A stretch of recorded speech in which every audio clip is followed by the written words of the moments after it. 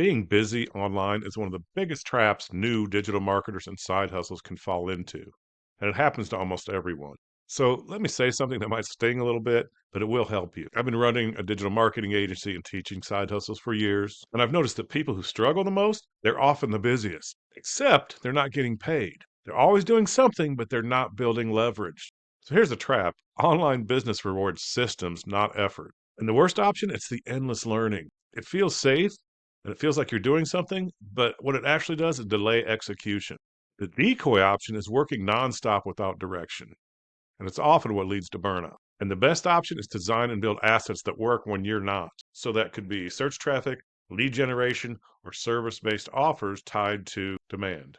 So when you shift from what should I do today to what system will pay me repeatedly, everything changes. So if you feel exhausted but unfulfilled, it's not a discipline problem, it's a strategy problem. And strategy can be changed. It's a lot easier to change than having no discipline. Was working hard for free the dream you had when you started? I hope not, and I doubt it was. So if you just comment direction, I'll help you identify where that leverage should live in your business. So don't forget to like and save this video and follow me for more tips.